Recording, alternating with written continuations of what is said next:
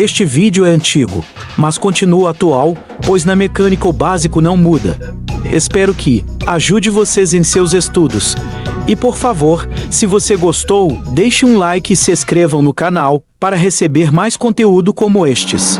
Oi, você já percebeu o que eu estava fazendo? Estava torneando uma peça cônica. O que talvez você ainda não tenha percebido é o seguinte: existem duas maneiras de tornear peças cônicas. Uma delas é pela inclinação do carro superior, que você já viu numa das teleaulas passadas. A outra é pelo desalinhamento da contraponta. Na nossa teleaula de cálculo técnico de hoje, você vai aprender a fazer o cálculo do desalinhamento da contraponta. E vai aprender também a trabalhar com a conicidade percentual e com a conicidade proporcional.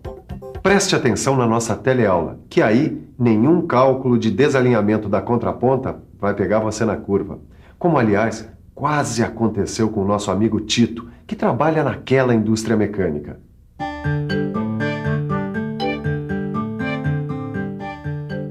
O Tito também tinha que tornear uma peça cônica, mas estava em dúvida sobre a melhor maneira de fazer o serviço naquela peça. Pô, eu não consigo lembrar direito, mas eu já aprendi isso.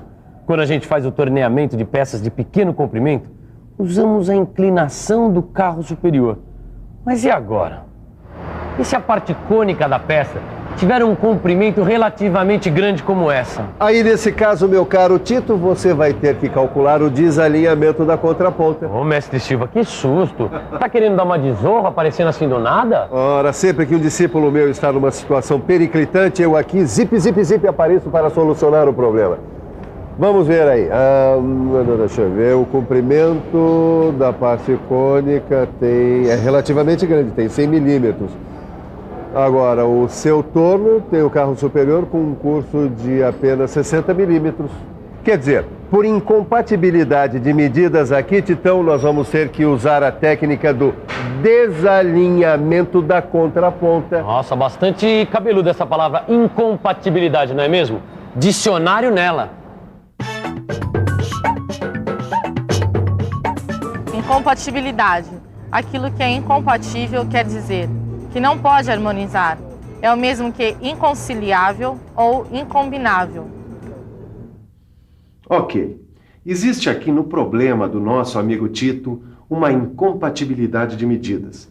Por causa disso, o Tito vai precisar da técnica do desalinhamento da contraponta. E antes de mais nada, ele precisa descobrir qual a medida desse desalinhamento. Antes de fazer o cálculo, deixa eu explicar direitinho esse negócio de desalinhamento. É o seguinte: quando a contraponta do torno está perfeitamente alinhada, a peça torneada terá a forma de um cilindro. Mas quando a gente precisa tornear uma superfície cônica, o negócio é desalinhar a contraponta. Esse desalinhamento tem uma medida que a gente chama de M.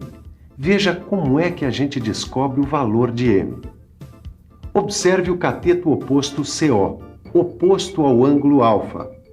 E observe também o cateto adjacente CA, no triângulo retângulo desenhado com as linhas tracejadas. Eles sugerem a seguinte relação tangente. Tangente de alfa é igual a CO dividido por CA. Bom, e M, que é a medida desconhecida, é o cateto oposto. Portanto, M é igual a CO. E o cateto adjacente, CA, é aproximadamente igual a L, que é o comprimento da peça.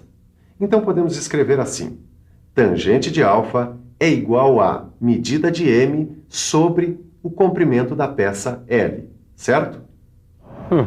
Tudo certo, mestre Silva. A tangente alfa é igual à medida M dividida pelo comprimento L. Mas aí nós temos duas incógnitas, a tangente alfa e a medida M. Usa a cabeça, Titão.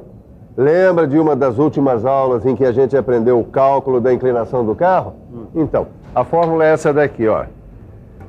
Tangente alfa é igual a diâmetro maior menos diâmetro menor, dividido por 2 vezes o comprimento da parte cônica C.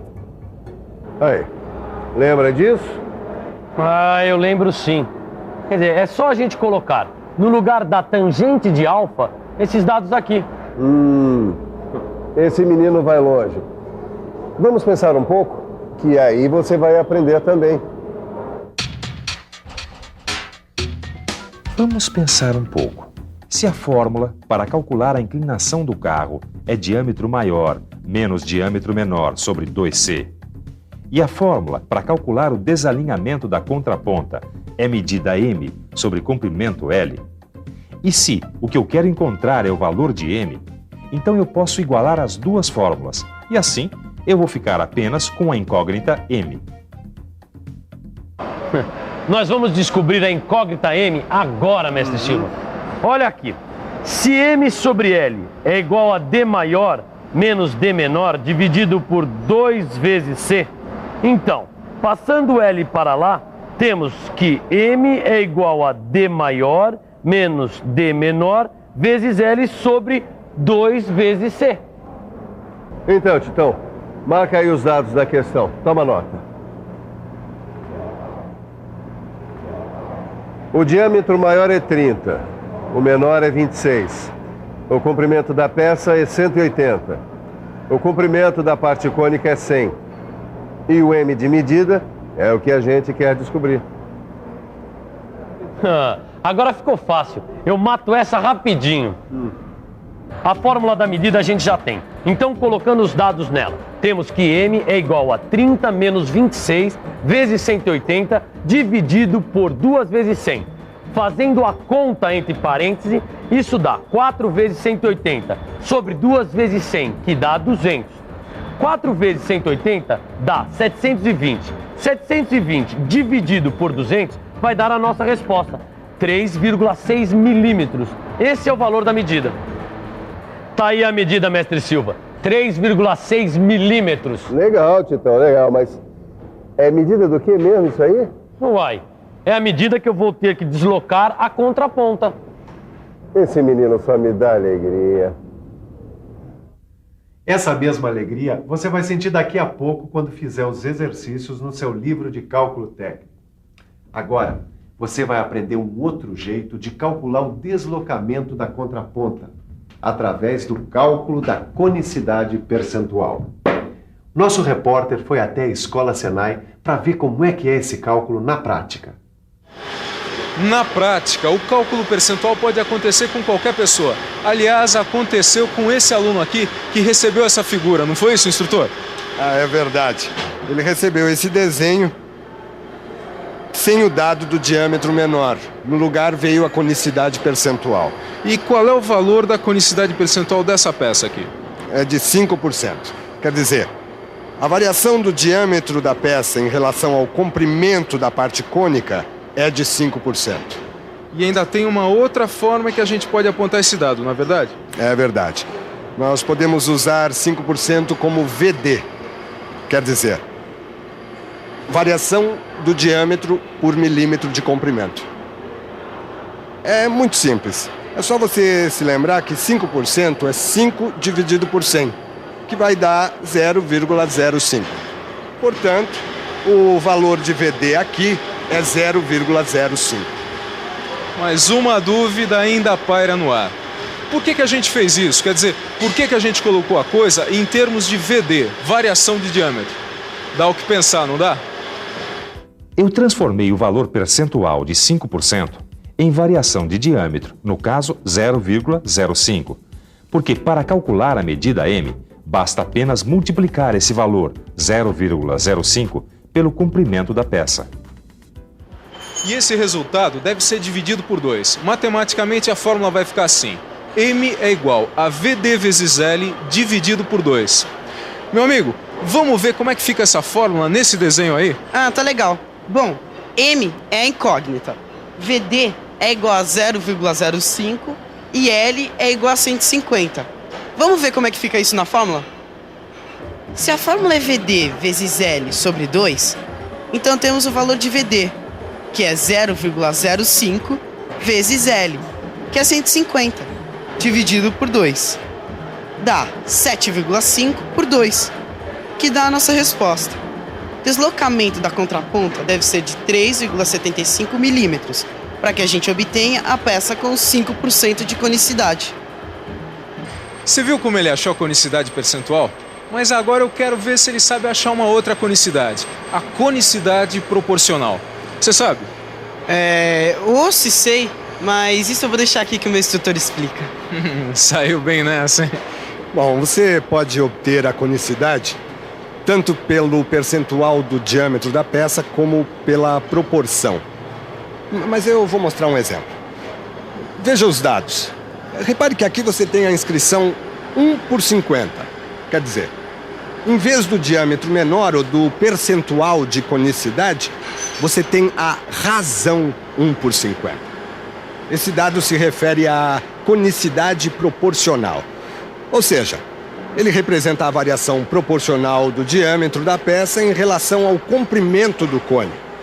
Bom, mas agora eu vou deixar que o meu aluno, mais uma vez, faça as contas. Deixa comigo. Bom, o VD será dado pela proporção, que é 1 por 50, o que dá 0,02. Vamos colocar a fórmula M igual a VD vezes L sobre 2, que é a mesma da conicidade percentual. Então temos M igual a 0,02 vezes 200, dividido por 2. Isso vai dar 4 sobre 2, que é igual a 2. 2 milímetros é o nosso resultado. Esse deve ser o deslocamento da contraponta correspondente à conicidade proporcional, de 1 por 50. Bom, você já viu que o pessoal aqui tá afiado, né? E se você quiser ficar afiadíssimo, é só pegar o seu livro e praticar nos exercícios. Mas agora, a gente vai dar uma olhadinha em tudo que você viu na nossa teleaula. Vem aí a revisão. E atenção, se liga aí, que é hora da revisão. Na nossa teleaula de hoje, você aprendeu a fazer o cálculo do desalinhamento da contraponta. E aprendeu também como se faz os cálculos da conicidade percentual e da conicidade proporcional. Se eu fosse você, seguiria os conselhos do nosso repórter e praticaria direitinho naqueles exercícios que estão no seu livro. Assim, você vai ficar melhor preparado para a nossa próxima teleaula, onde tem mais cálculo técnico para quem quer aprender. Até lá! Espero que você tenha gostado. Vou deixar na descrição links de cursos importantes para a área de mecânica industrial. E por favor, deixe um like e se inscreva no canal para receber mais conteúdo como estes.